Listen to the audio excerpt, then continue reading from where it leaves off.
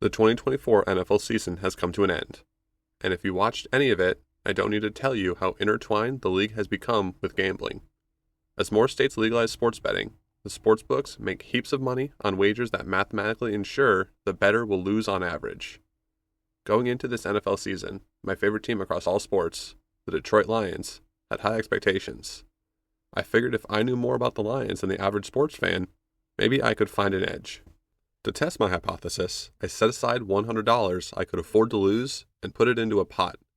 Each week, I'd place half of what was left on several bets for the Lions and their players. If I did well, I'd have more money to wager. If I did poorly, at least I'd still be able to try and find a profitable strategy with the few dollars I had left. Before we get into the test, this video got a lot longer than I initially planned, so I'll offer a table of contents with time codes so you can skip to what you're interested in. Take a second. Okay, let's go through the basics of sports betting so we're all speaking the same language. When you place a bet, you are wagering that an event will or will not occur. Here is a spectrum of probabilities, from 0% for impossible on the left and 100% for certain on the right. Now let's say $100 is burning a hole in my pocket and I want to risk it all on a bet, like a coin toss. I stake all $100 on tails. If it comes up heads, I lose everything. But if it comes up tails, what would be a fair payout for the risk I took? Intuitively, I should double my money, collecting $200 or $100 in net winnings. And that's correct. Mathematically, a fair payout is the reciprocal of the odds. Let's go to dice. If I'm betting on rolling a 6, a 1 in 6 chance, the payout should be 6 times the $100 wager. So I should win $600 or a $500 net. Going the other way, let's say I'm betting on not rolling a 6, a 5 in 6 chance. The payout should be 6 over 5 times the $100 wager, so $120, which is a $20 net. I think this is pretty easy so far, but sportsbooks don't display bets using probabilities, instead opting for what's called moneyline odds. The moneyline odds map to probability, centering on 50% and spanning from plus 100 and up to minus 100 and down. Positive moneyline odds, for when the probability is less than 50%, tells you how much net profit you'll earn from a $100 bet. So coin toss is labeled as plus 100. Rolling a 6 is labeled as plus 500, because if you bet 100, you'll net 500. Negative moneyline odds, when the odds are greater than 50%, tells you how much you will have to wager to net $100. So coin toss can also be labeled as minus 100. Not rolling a 6 will be labeled as minus 500, as you need to stake $500 to net a $100 return. It won't be a quiz, so all I need to know is that a 50% chance centers on the plus 100, minus 100 boundary, and as the numbers get bigger, the odds get more extreme. Okay, so that's fair betting for fixed odds, but sportsbooks don't bet fair. Let's look at the odds for the coin toss at the Super Bowl. Both heads and tails were set at minus 105. You'd have to put up 105 to win 100. Slightly worse than true fair odds. You're betting as if each side of the coin has a 51% chance of happening. This desync between true probability and the odds on offer is called a house edge. It ensures that whichever outcome occurs, as long as they have equal bettors on both sides, the sportsbook can make a profit. The house edge is present on any and every bet. But sports don't have fixed odds. Injuries, weather, and matchups all compound to make it difficult to know exactly where teams or players stand each game. So sportsbooks rely on a betting market to determine where the odds should be for any given event. Let's say Team A is favored over Team B. The sportsbook will do its best to estimate the line, and it opens at minus 200 for Team A and plus 170 for Team B. The early consensus seems to be that at those odds, there is more value in betting on Team A, so a small sample of bettors wager that way. The sportsbook will see this and move the line for future bettors. Let's say it gets to minus 300 and plus 250. Now the value of Team A has decreased and the value for Team B is increased. The bettors start piling in evenly. As long as the market is balanced, the sportsbook wins. Now, the betting market opens up the only way for bettors to gain a mathematically guaranteed edge. Different sportsbooks can come to different conclusions on what the odds should be. If the difference overlaps, you can place a bet on both sides and guarantee profit no matter the outcome. This is called arbitrage betting. I won't get into it because I didn't do anything like this for my experiment. Just know that sportsbooks will ban you or limit your bets if they suspect you of arbitrage betting. So you're probably doing something right. One last trick that the sportsbooks pull is called a parlay. A parlay is a stack up of several bets called legs into one wager. The payouts get big quickly as you add more legs, But if you get even one leg wrong, you lose your entire stake. Higher risk, higher reward. But quietly, you are compounding the house edge on every bet. Even more nefarious are the same game parlays, where all the legs must be from a single game, making some outcomes nearly mutually exclusive. For example, it's unlikely for a wide receiver and a running back on the same team to put up 150 yards in the same game, but the payout might convince you to bet on it anyway. Summing up, we understand moneyline odds, where the house gets its edge, and the trick with parlays. We're ready to get into my experiment. I want to be clear, sports betting can be fun, but it can be dangerous if you don't set guardrails for yourself and stick to it. People have let this stuff ruin their lives. If you think you're at risk, I'd urge you to click away. Ready? I'm betting smart and sticking to my plan. Starting with $100, I'll bet half of my pot each game. Let's go week by week as I progress through the season, looking for a profitable strategy. Week 1 was against former Lions QB Matthew Stafford and the LA Rams. I wanted something even if the Lions just eked out a win, so I put $22.50 on the money line. I put another $22.50 on a reasonable yardage parlay for the key offensive players. Then, I put the last $5 on a long shot 4-touchdown parlay, including 2 Rams players. Just a note for now and going forward, these yellow dollar amounts means the bet was boosted. Sportsbooks sometimes offer better odds on small bets to keep you playing. That's how these odds were improved even on the same bet. Getting into the game, the teams start by trading punts and then field goals. Carlton Davis just manages a pass breakup on 4th down to turn it over back to the Lions. Then Jahmyr Gibbs wills the ball into the end zone with 4 minutes left till the half. Nearly at the break, Stafford throws a pick to Kirby Joseph, and while I was happy, I needed a touchdown for my parlay. Rooting for the other team felt so slimy, I learned I shouldn't bet on the opponent, and will rarely do it going forward. Early in the third, Jameson Williams catches a 52-yard bomb for a touchdown. The Rams respond with a long drive, and LA finally gets in with a Kyren Williams TD. 2 drives later, Goff throws late over the middle to Amon-Ra St. Brown, and it gets picked. In the red zone, Stafford finds Kupp short, who then sprints to the pylon and puts the Rams ahead. Detroit drives for field goal, with seconds left, and sends the game to overtime. My parlays are cooked, but if the Lions win, I could slow the bleeding. In overtime, the Lions win the coin toss and get the ball. After a long drive, on 3rd down, Dave Montgomery gets pushed to the 1, then barrels in for the Lions' victory. Overall, a negative week, but a week 1 win dampens the pain. I was traveling internationally for work from week 1 through week 2, so I had to place my week 2 bets at the same time as week 1 before I left. I assumed I lost all my bets the week prior, leaving me just $25 to bet this week. I put it all on the Lions' money line against Baker Mayfield and the Buccaneers. It was a tough defensive game for both the Bucs and the Lions.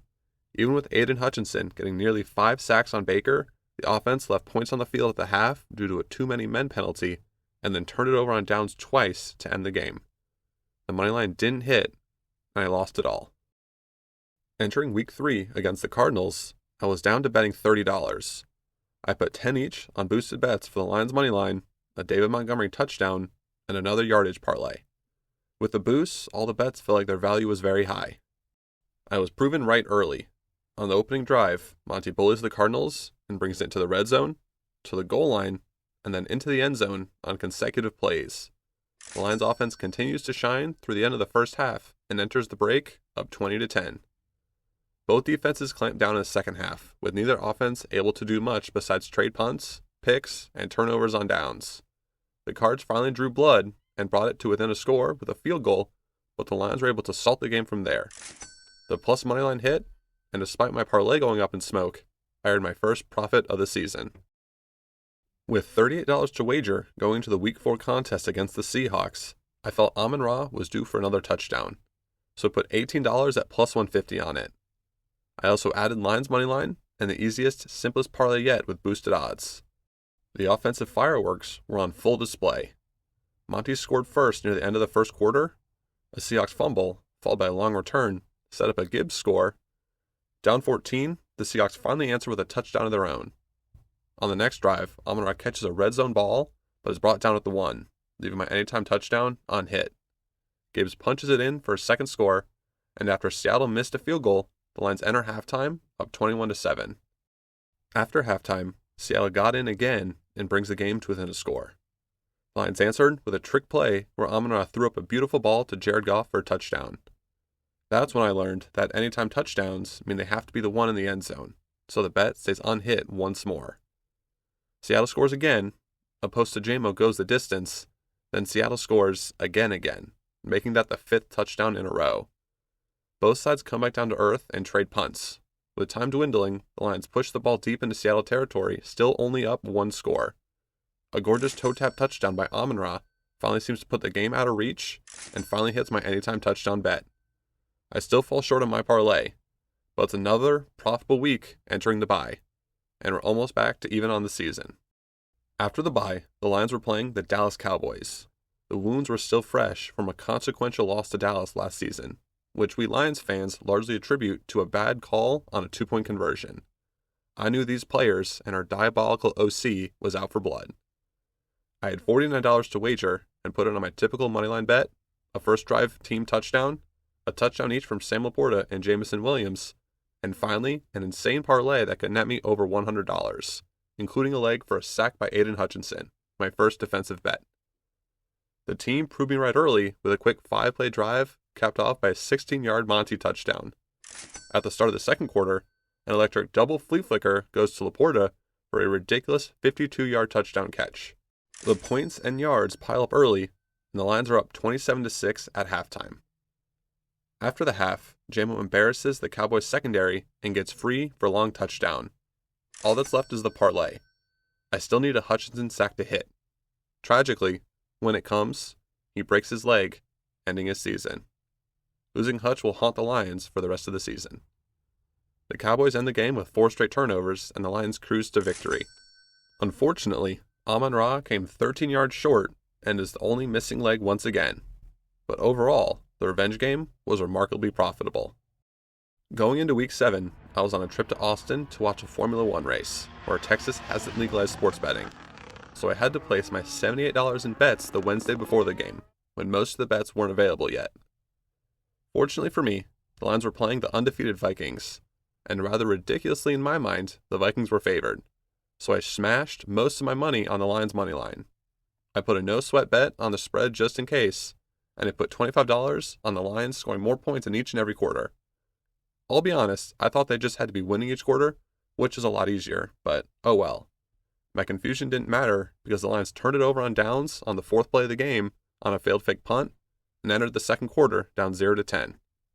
In the second, Gibbs rips a 45-yarder, St. Brown catches a perfect 35-yard strike from Goff, and Brian Branch intercepts the ball, enabling a long drive capped by another Gibbs touchdown. The Lions win Q2 21-0.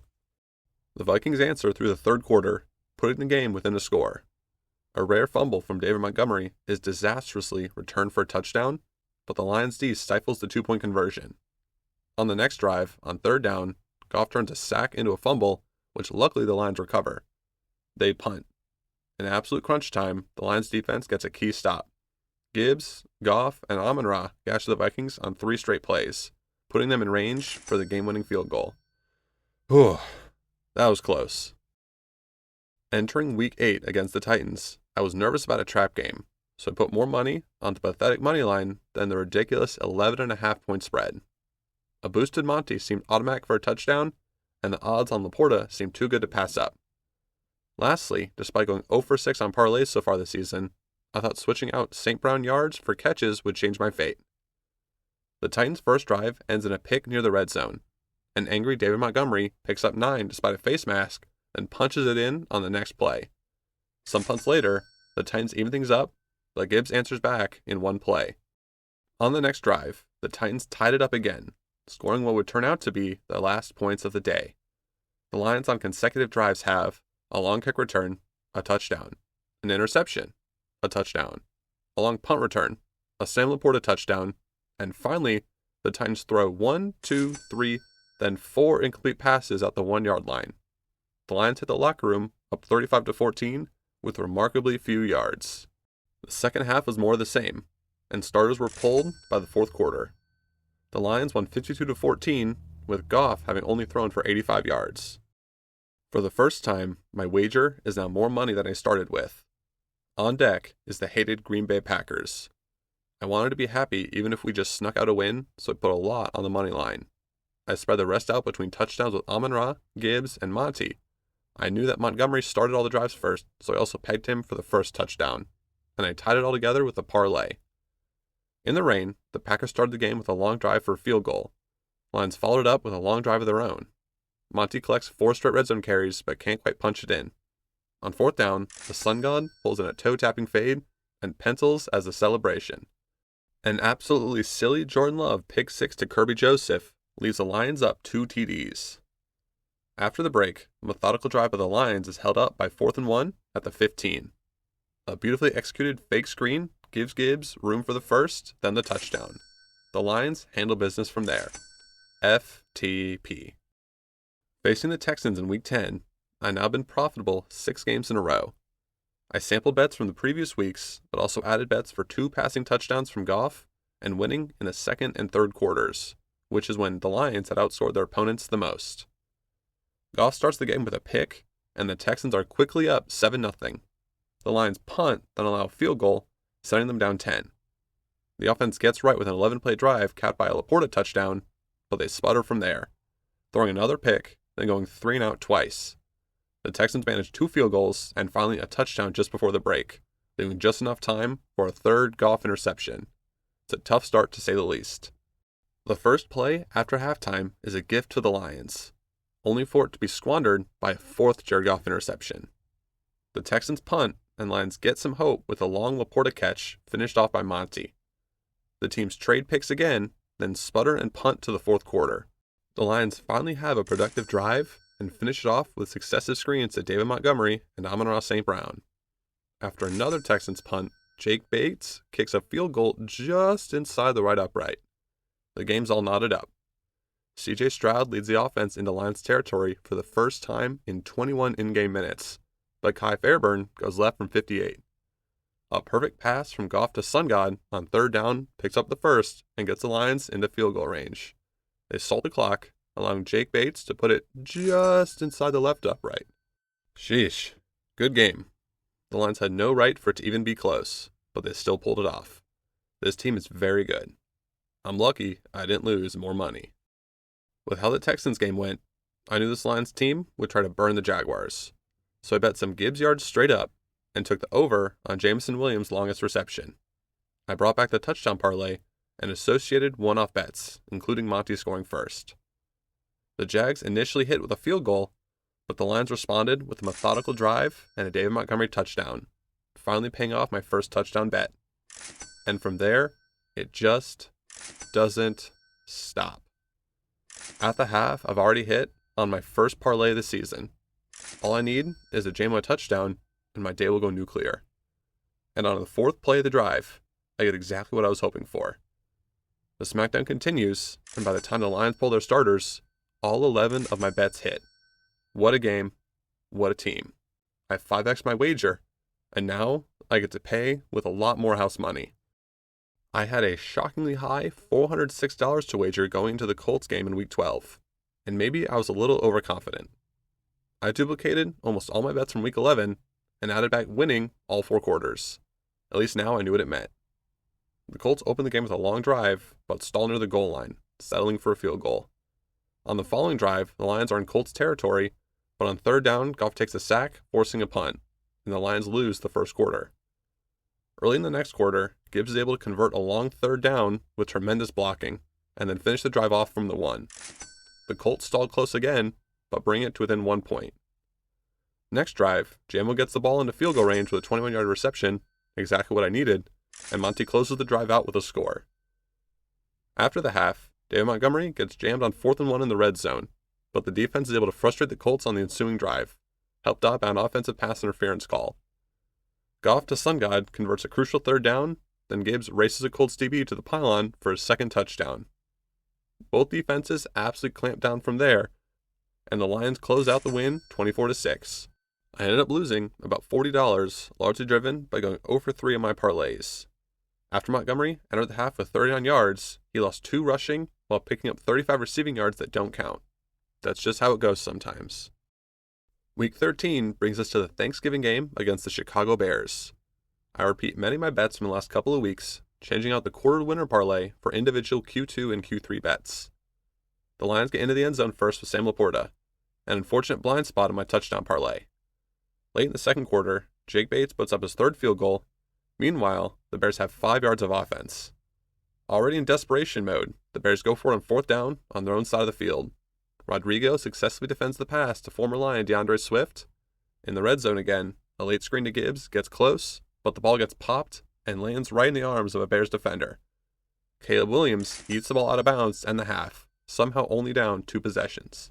Chicago seems to make offensive adjustments and gets into the end zone on a 31-yard strike to Keenan Allen.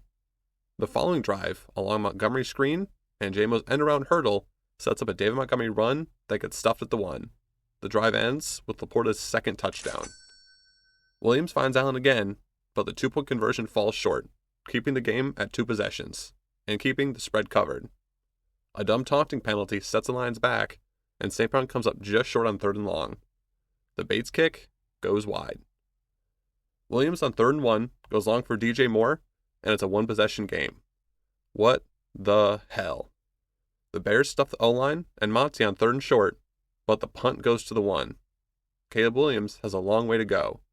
He and the offense are pulling it off until he gets sacked with 33 seconds remaining. Surely the Bears will call timeout.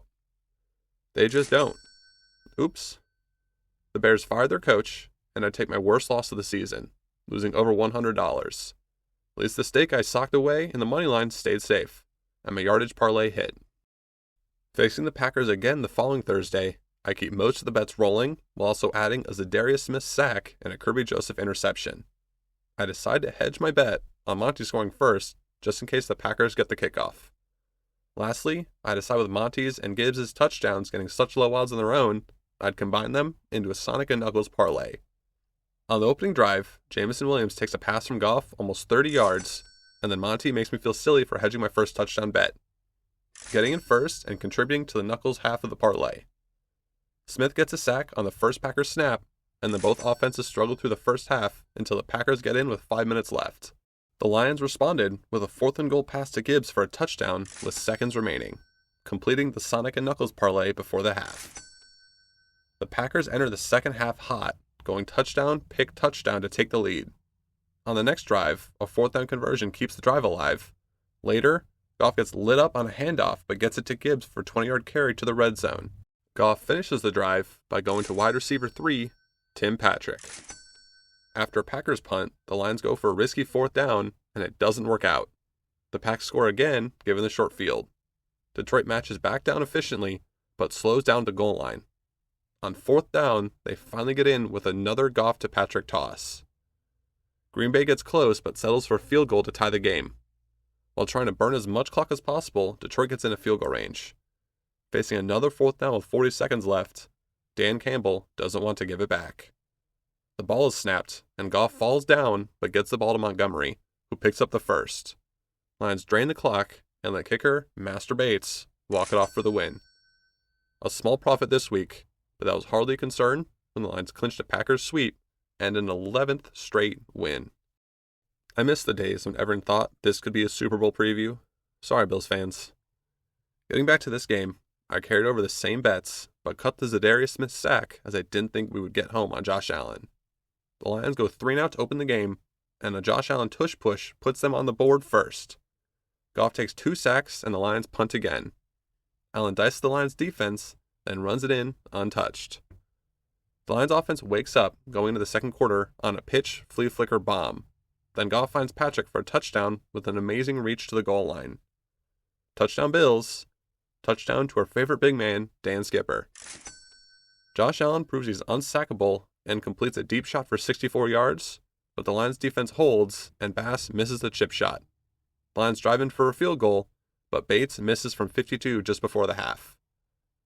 After the break, we get cooked by Cook, fumble, and the Bills get in again. The Lions are in desperation mode. On 3rd and long, Goff sneaks it over 2 Bills to St. Brown. Sun God outshines the DBs as he gets away for a 66-yard score. The next drive, Goff finds Laporta for 31, then Gibbs finds his way in. The onside kick attempt is returned to the 6, and the Bills score again 1 play later. Goff and the offense drive back to the goal line, and Gibbs fights through 3 Bills to get the last yard. The D miraculously holds the Bills to 3, and the O gets all the way back into scoring position, capping it off with Jameson Williams at the back of the end zone. An onside kick and a Hail Mary away, they fall short on the former. Worse than the loss were the injuries. David Montgomery injured his MCL, ending Knuckles' regular season. Aleem McNeil and Carlton Davis go down for the season, crippling the already weakened defense. Unsurprisingly, I also took my worst loss yet on my bets, taking an almost $180 hit and my second worst performance as a percentage. After demoralizing Chicago on Thanksgiving, the Bears were sleepwalking through the rest of the season, and the Lions working to beat up on someone after taking a loss last week. With David Montgomery sadly gone, betting got more straightforward, and I parsed down what I was betting on.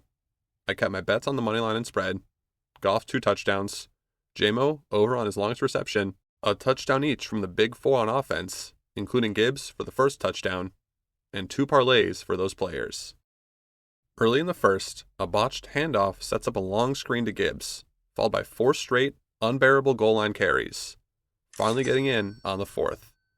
Then, in the start of the second, Goff delivers a deep ball to J-Mo, who outruns everyone for an 82-yard touchdown.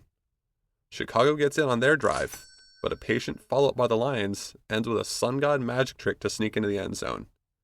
Detroit's batter D gives up a long touchdown before the half, but the offense is cooking, and the team is sitting with a 2-possession lead. It's already a profitable day. All I need in the second half is a Laporta touchdown, and it'll be a windfall.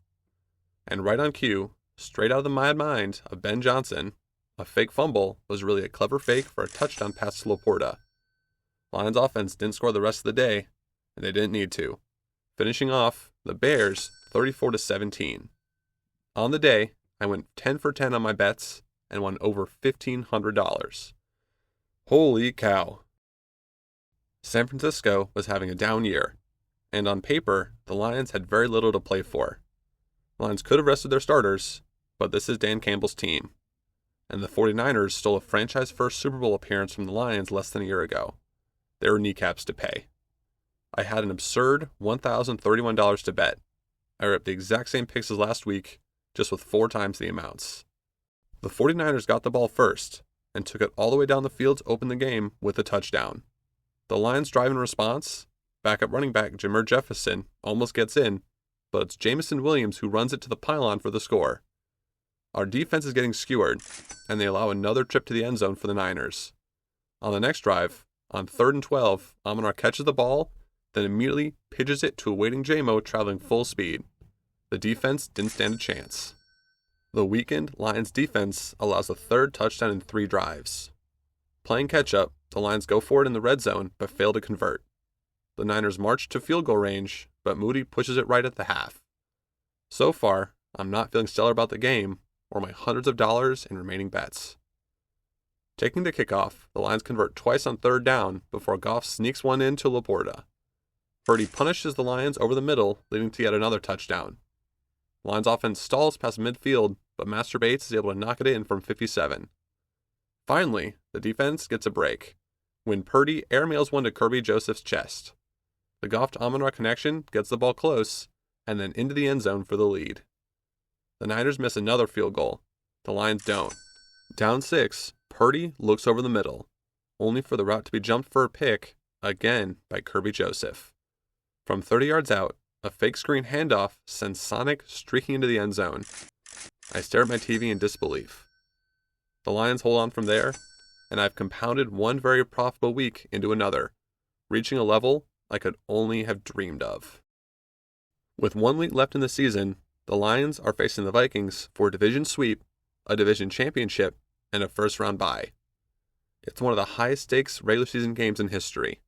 To this point, I've been playing with house money, but it's starting to feel a lot like my money. I decided instead of betting half, I'll max my stake at $1,000. This week is profitable, I'll keep betting through the playoffs. If not, I'll call it a season. Plus, I was going to the game, and I didn't want to be sweating $3,200 on top of the already high stakes. The game was supposed to be a high-scoring one, so I ran back the same bets as the last 2 insane weeks, but I had a hunch Tim Patrick was going to be involved, so I added him for an anytime touchdown and a couple of parlays, just in case the entire team goes nuclear. In adding Tim Patrick, I forgot Amon-Ra on my receptions parlay. Oops. Both sides start slow. Late in the first quarter, on a 4th and 5 in no man's land, Goff gets the ball to J-Mo before a free blitzer can get home. Next play, Gibbs slips past the Vikings for a 25-yard score. Darnold connects with Justin Jefferson to get the ball in close for the Vikings, but they fail to punch it in with 4 plays and turn it over on downs. Goof gives the ball right back, and this time the Vikings take the points. The teams enter the half trading field goals. It's not the track meet that was expected. At this point, I just want the Lions to lock up the win. After the break, Cam Akers goes untouched for 58 yards. In a moment of deja vu, the Vikings stall at the goal line 4 plays straight. Goof throws a pick on a deep ball to J-Mo, and then the Vikings take the points. Nearly the exact same sequence as the first half. On the next drive, up 1, the Lions need to get going. On 2nd and very long, Goff gets it to Laporta, then St. Brown to convert. Now 4th and short, 10 yards from the end zone, Goff finds Gibbs for his second score. Down 8, the football gods punch the Vikings for going for a long field goal, and the kick arcs right. Gibbs gets in for the 3rd time to put the game further out of reach, and a 4th time for good measure. The Lions win and clinch the 1 seed. With Gibbs scoring all the touchdowns, I'm not surprised I lost money on the week. But now I can sit back with my $6,300 and enjoy the journey as the Lions push to the Super Bowl. Well, it was a fun season, but our defense was dead and wouldn't have been able to get us across the finish line. Goff and the offense were pushing too hard and were making mistakes. It's probably better this way. Here's hoping 2025 is our year. I expected to end the season with a personal, cautionary tale about how sports betting is rigged against you. Unfortunately for my narrative, I had a very profitable season. If you're just jumping back in from the table of contents, after working my way down to $60 after week 2, I climbed back out to over 100x my money, finishing with $6,305.48. I broke the typical rules of sports betting. Parlays are some of the worst bets available, and yet it's how I built most of my profit. I hit on 3 big wins on 4-player touchdown parlays. The rest of my bets helped keep me afloat between these long shot hits. But did I find an edge by knowing more about the Lions and their tendencies, or did I get lucky? Statistics can give us an idea. Over the season, I placed 137 bets and hit 80 of them. That already looks pretty good, but the key is to find the expected wins of the bets I placed. We can calculate the probability of each bet from the moneyline odds and add up all the probabilities from each bet, and we'll find the expected wins on the season. I calculated 54.74, far lower than the 80 I managed to win. I found a betting performance calculator online. Assuming a 5% house edge and plugging in these numbers, I could conclude that there is a statistically significant chance that I found something that helped me improve my outcomes. Now honestly, that edge was a lot of Lions Blue Kool-Aid and an OC that likes to spread touchdowns around, so I'm still not convinced it's much more than luck. Unfortunately, with the coaching changes and a brutal schedule in 2025, I don't think these outcomes are repeatable. I rode an insane wave that ended up being the best regular season in Detroit Lions history. If I did find an advantage, it's probably gone now. But at least my experiment leaves the door open. Knowing a lot about a team and their tendencies might get you an edge.